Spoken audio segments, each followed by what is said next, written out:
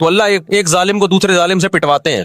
تو آج بھی رشیا چائنا وہ اسرائیل کے حق میں نہیں ہے. عین ممکن ہے اللہ مظلوموں کی آواز سے ایسے حالات پیدا کر دے کہ اس جنگ میں براہ راست کون کود پڑے؟ سوویت یونین کود پڑے. اور اگر سوویت یونین اس جنگ میں کود پڑا جس کے پورے چانس لگ رہے ہیں تو پھر یہ تیسری جنگ عظیم کی طرف معاملہ جائے گا. اور اس کے ذمہ دار مسلمان یا فلسطین نہیں ہوں گے، اس کے ذمہ دار ناجائز اسرائیل ہے جس نے ناجائز قبضہ فلسطین پہ کیا ہے. اور پھر دنیا میں جو تباہی ہوگی نا، تباہی ہوگی وہ میرے اور آپ کے تصور سے بھی زیادہ ہے. کیونکہ اب تلواروں سے یا صرف ہوائی جہازوں سے جنگ نہیں ہوتی، اب سب کے پاس نیوکلیئر ہتھیار ہیں، اب ایٹم بم چلیں گے. ہمیں اللہ کی رحمت سے اور قرآن اور حدیث کی جو بشارتیں مل رہی ہیں اس سے پوری امید ہے کہ انشاءاللہ یہ جو ابھی حالات ہوئے ہیں یہ فلسطین کی شکست پہ منتج نہیں ہوں گے. انشاءاللہ یہ اسرائیل کی شکست پہ اور یہودیوں کی ہمیشہ کے لیے شکست پہ اس کا نتیجہ نکلے گا انشاءاللہ. اور نبی صلی اللہ علیہ وسلم کی وہ حدیث پوری ہوگی کہ تمہاری جو بڑی جنگ ہوگی، نبی نے کیا فرمایا؟ اس امت کی ایک جماعت ہمیشہ جہاد کرتی رہے گی. لا یزال طائفۃ من امتی ظاہرین علی الحق. ہر دور میں لڑائی ہوئی ہے، جہاد ہوا ہے. آپ اس ہسٹری اٹھا کے دیکھ، کہیں نہ کہیں جہاد ہمیشہ ہوتا رہا ہے. تو آج بھی ایسا ہوگا. اور بالآخر یہ معاملات اگر بین الاقوامی دنیا نے کنٹرول نہیں کیے تو نبی صلی اللہ علیہ وسلم کی پیشگوئیاں انشاءاللہ بہت جلد پوری ہونے والی ہیں. نبی صلی اللہ علیہ وسلم نے فرمایا تمہاری یہود سے لڑائی ہوگی، جہاد ہوگا. یہاں تک کہ کوئی یہودی اگر پتھر کے پیچھے چھپے گا تو پتھر کہے گا کہ اے مسلمان یہ یہودی ہے، اس کو قتل کر دے، یہ میرے پیچھے چھپا ہوا ہے.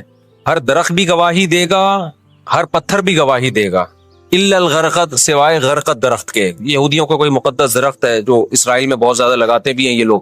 نبی صلی اللہ علیہ وسلم نے جب یہ بات ارشاد فرمائی تو اس وقت مسلمانوں کی یہودیوں سے ایسی کسی لڑائی کا تصور بھی نہیں تھا. ایک پیشگوئی تھی جو کسی کے خواب و خیال میں بھی نہیں تھا کہ صدیوں بعد جا کے ایسا ہو سکتا ہے. اس سے بھی پتہ چلتا ہے کہ ہمارے نبی صلی اللہ علیہ وسلم کی جو پیشگوئیاں ہیں وہ اگر وہ پوری نہیں ہوئی تو آپ ٹائم کا انتظار کریں، ایک وقت پوری ہو جائیں گی. 1300 سال تک مسلمانوں کو اس حدیث کا مطلب سمجھ میں نہیں آیا. عملی دنیا میں ایمان تو تھا سب کا کہ اللہ کے نبی نے جو فرمایا برحق ہے، کیونکہ یہودیوں سے میں نے بتایا نا لڑائی ہوئی نہیں ہے. جب مدینہ سے اور جزیرہ عرب سے ان کو نکالا گیا، یہ دنیا کے مختلف ملکوں میں جا کے آباد ہو گئے ہیں. اس کے بعد یہ ہمیشہ یا تو عیسائیوں کے زیر سایہ رہے ہیں یا مسلمانوں کے زیر سایہ رہے. ان کی لڑائی اگر ہوئی عیسائیوں سے ہوئی ہے، مسلمانوں سے ان کا کبھی ٹاکرا نہیں ہوا. لیکن پیغمبر صلی اللہ علیہ وسلم نے کیا فرمایا صحابہ سے؟ تقاتلون، تم لڑو گے. تم سے مراد یہ امت لڑے گی. ایک وقت آنے والا ہے اور ایسی لڑائی ہوگی کہ حتی یختبی احدکم وراء الحجر، کہ پتھر اور درخت بھی یہودی کا ساتھ دینا چھوڑ دیں گے. آج دنیا جن حالات کی طرف جا رہی ہے نا، یہ ایسا لگتا ہے کہ اس حدیث کے پورا ہونے کا ٹائم آ گیا ہے.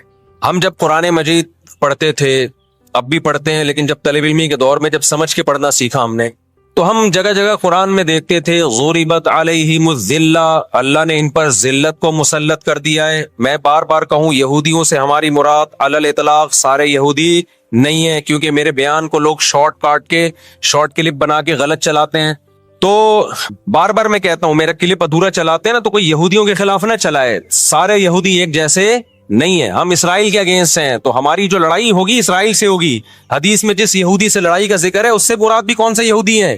یہ فتنہ پرست اور شر پسند یہودی ہیں جو اسرائیل پہ غاصبانہ قبضہ، فلسطین پہ جنہوں نے غاصبانہ قبضہ کیا ہوا ہے. سمجھتے ہو کہ نہیں سمجھتے؟ تو آپ صلی اللہ علیہ وسلم نے فرمایا کہ تقاتلون الیہود، تمہاری جنگ کس سے ہوگی؟ یہود سے ہوگی. دجال کس کا سپورٹر ہوگا؟ بولتے کیوں نہیں؟ ابھی تو دجال آیا نہیں ہے اور آپ نے بولنا چھوڑ دیا ہے. جب آئے گا تو پھر تو اچھوں کی بولتی بند ہو جائے گی. کس کا سپورٹر ہوگا وہ؟ ہاں میں عرض کر رہا تھا کہ ہم جب قرآن پڑھتے تھے ضربت علیہم الذلہ، قرآن کہتے ہیں ہم نے ذلت ان کے اوپر دے ماری ہے ان فسادوں کی وجہ سے جو یہ کرتے رہے ہیں دنیا میں، ان فسادات کی وجہ سے. ہم جب پڑھتے تھے ہم کہتے تھے اے اللہ آج تو یہودی ذلیل نہیں ہے. اسرائیل کتنا پاورفل ہے کہ گچی کس کی پکڑی ہوئی ہے اس نے؟ امریکہ کی. ہندوستان کو گچی سے پکڑا ہوا ہے. تو آج تو بڑی عزت ہے. میں نے اپنے استاد سے یہ سوال پوچھا، انہوں نے بڑا معقول جواب دیا اور یہ تفسیر کی کتابوں میں بھی لکھا ہے. دیکھیں آپ یہودیوں کی ہسٹری اٹھا کے دیکھیں نا، ہمیشہ کوئی نہ کوئی ایسا ان پر مسلط ہوا ہے جنہوں نے ان کی شرارتوں کا مزہ ان کو دنیا میں चखाया है। कुरान से भी ये बात साबित है कि इनको इनकी शरारतों का मजा अजाब जो है वो दुनिया में मिलता रहेगा। मैं बार बार कहता हूं हिटलर ने भी इनको अजाब दिया है। हिटलर से पहले भी इस्लामी नहीं बल्कि दुनिया की तारीख में बहुत से हिटलर गुजर चुके हैं जिन्होंने इनकी शरारतों के इनको दुनिया में सजा दी है। हम फिर भी बताएं हम हिटलर के हामी नहीं है जो जुल्म उसने किया, लेकिन वो भी इनकी शरारतों से बेजार था। कुरान कह रहे हैं हमने इन पर जिल्लत को दे मारा है। दुनिया में बहुत दफा रुस्वा हुए ये। अब क्या है? ये आखिरी जिल्लत है यहूदियों की, जो अब किसके हाथों होने वाली है? फिलिस्तीनियों के हाथों। आपको मालूम होना चाहिए जब दुनिया में किसी को बहुत ज्यादा जलील किया जाता है ना, तो पहले उसको इज्जत दी जाती है। किसी के गले में आप जूतों का हार पहना दो, ये भी एक जिल्लत है। और एक तरीका ये 3 पीस सूट टाई में आप उसको सदारत की कुर्सी पे बिठाएं और फिर आप उसको जूतों का हार पहना दें। बताओ कौन सी बड़ी जिल्लत है? ये दूसरी जिल्लत पहली जिल्लत से बड़ी है। पूरी दुनिया में मार खाने के बाद ना अपनी शरारतों की वजह से आज अल्लाह ने इनको एक थोड़ी सी हुकूमत दी है। एक छोटा सा कंट्री, आप अगर इसराइल को नक्शे में देखेंगे तो कराची भी बड़ा है इसराइल से।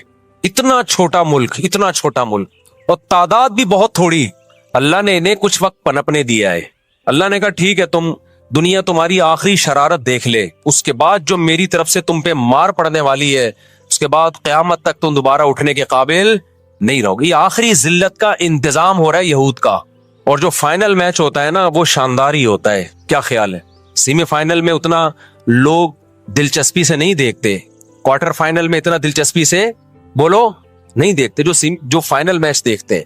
अल्लाह ने इनका जुल्म पूरी दुनिया के सामने नुमाया। आज जो गजा पे जो कुछ हो रहा है पूरी दुनिया के सामने अल्लाह ने दिखा दिया। एक मिनट रखें, पूरी दुनिया को दिखाया ना अल्लाह ने क्या कर रहे हैं ये, किस तरह से इसराइल में लोगों को लाके आबाद किया, फिलिस्तीन में, फिर फिलिस्तीनियों पे अक़वाम मुत्तहिदा की 60 से ज्यादा करारदादें हैं जिसकी इसराइल धज्जियां उड़ा चुका है। 60 से ज्यादा करारदादें, 60 से ज्यादा, जिसको इसराइल ने मानने से इनकार किया है। यूनाइटेड नेशन की बात कर रहा हूं मैं। तो अल्लाह ताला इनको थोड़ा सा पनपने दे रहे हैं कि ठीक है इस दफा सेमीफाइनल तुम जीत लो, फाइनल तक तो पहुंचो ना तुम, उसके बाद होगा क्या। देखो आपने सुना होगा कि लातों के भूत हाथों से नहीं मानते। ये जो इसराइल जो कुछ कर रहा है ना, इसका असल हल मुझे भी पता है मुजाहिरों में नहीं है। इसका असल हल है जिहाद। इसका असल हल क्या है? जिहाद, जो कि फिलिस्तीनी कर रहे हैं। मैंने जब लोगों को ये कहा ना कि अपने मुल्क में पुरअमन मुजाहिरे करो, लोगों ने कहा लो पुरअमन मुजाहिरों में लगा के लोगों की सलाहियतें खराब कर रहे हैं। हम आपको जिहाद से नहीं रोकते, लेकिन आप जिहाद अपने मुल्क में करोगे तोड़ फोड़ करके, या जहां यहूदी जुल्म कर रहा है वहां लड़ाई करोगे आप। तो ये अजीब मंतिक नहीं है कि जुल्म वहां हो रहा है, आपने अपने मुल्क में तोड़ फोड़ करना शुरू कर दी, तो इससे यहूदी नाराज होगा या खुश होगा? वो तो कहेगा और अच्छा है बम धमाके करो यार, पुरअमन नहीं, बहुत बमों के साथ, कलाशन कोफों के साथ अपने कंट्री में मुजाहिरे करो, हमें आके छेड़ो यहाँ पे। हम जिहाद के मुनकिर नहीं है, आपसे ज्यादा अल्हम्दुलिल्लाह जिहाद को मानते हैं। लेकिन आप अगर यूके में, कनाडा में, पाकिस्तान में, सऊदी अरब में तोड़ फोड़ वाले मुजाहिरे शुरू कर दोगे, चाहे गैर मुस्लिम कंट्रीज में भी, खुदा की कसम इससे इसराइल को जू भी नहीं देंगे। तो इस वक्त आप जोश से ज्यादा होश से काम लें। जोशीली तकरीरें करने वाले बहुत है मार्केट में, अभी नारे भी यहाँ लग रहे हैं, हम ये कर देंगे, हम वो कर देंगे। उनसे पूछो कैसे करोगे? शाम को घर पे जाके गुटखा खा के सो जाते हैं वो। तो जोशीली तकरीरें करने वाले, मैं मानता हूं जिहाद ही होगा, लेकिन होगा किस सरजमीन पे? जहां यहूदी लड़ रहा है वहीं लड़ा जाएगा। मैदान जंग मुतय्यन किया जाता है लड़ाई के लिए। यह नहीं होता कि आप मैदान जंग में नहीं जा सकते तो जो मैदान जंग नहीं है उसको मैदान जंग बना दो। ऐसा दुनिया में कभी भी नहीं होता। ये तो वो जौनपुर के काजी वाला किस्सा हो जाएगा कि वो सूली पे लटकाया एक शख्स को, उसकी गर्दन मोटी थी, वो फंदे में आ नहीं रही थी। उन्होंने कहा इसकी गर्दन चूंकि फंदे में आ नहीं रही है तो इसकी चूंकि आ रही है इसको लटका दो आप। वो कहेगा मेरी आ रही है लेकिन मेरा कसूर क्या है? तो ये अजीब किस्म का जिहाद है। आप अपने मुल्कों में, यूके कनाडा में आपने अगर तोड़फोड़ करना शुरू कर दी, वो छोड़ेगा थोड़ी कनाडा आपको। यूके अमेरिका में आपने अगर तोड़फोड़ शुरू कर दी, वो छोड़ेगा थोड़ी। आपकी औकात कितनी है? लड़ाई के लिए सबसे पहले मैदान जंग का तयन जरूरी है कि लड़ाई उनकी मर्जी से नहीं होगी। कहां कि वो जहां चाह रहे हैं, लड़ाई हमारी मर्जी से होगी। हम जहां कहेंगे वहां लड़ाई होगी। मैं समझा पा रहा हूं अपनी बात? तो इलाज, बहुत से लोगों ने जिहाद का इंकार कर दिया, ये भी गुलूव है। और बहुत से लोगों ने हर जगह को मैदान जंग बनाने के चक्कर में, ये एक तरफ की इंतहा है। आज दुनिया ने उनको निहत्ता छोड़ दिया है फिलिस्तीनियों को, लेकिन वो डटे हुए हैं। आप उनकी मदद कर सकते हो, जिहाद के जरिए जरूर करो, کس نے منع کیا ہے آپ کو؟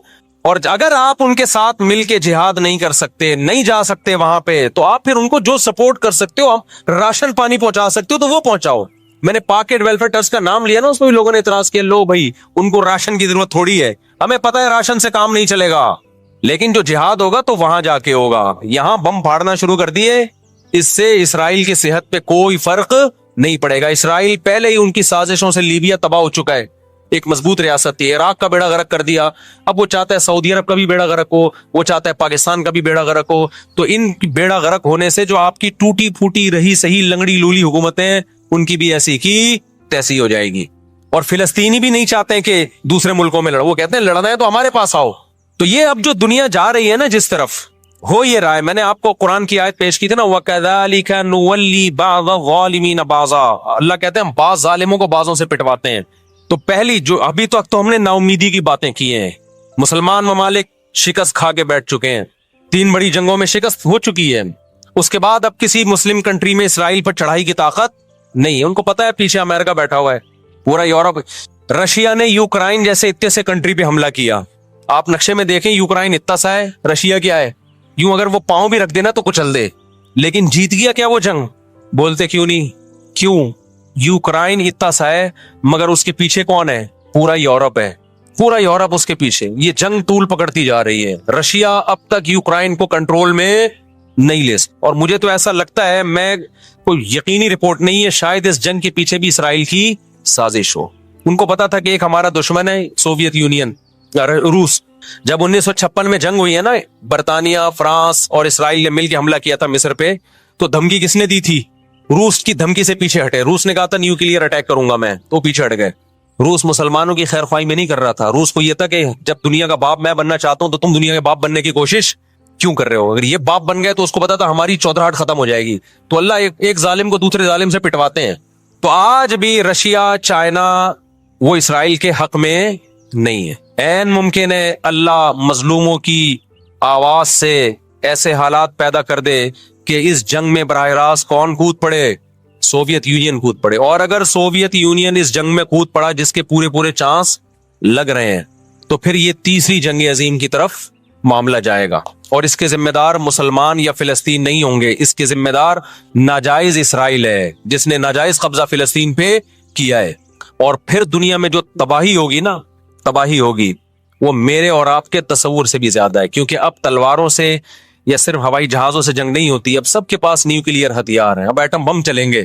آج اگر دنیا انسانیت پہ رحم کھانا چاہتی ہے, آج اگر امریکہ, برطانیہ, جرمنی, فرانس جو دنیا کے لیڈر کہلائے جاتے ہیں, آج اگر یہ چاہتے ہیں کہ انسانیت کو تباہی سے بچائیں, تو ان کو فلسطینیوں کا ہاتھ نہیں روکنا. ان کو کس کا ہاتھ روکنا ہے؟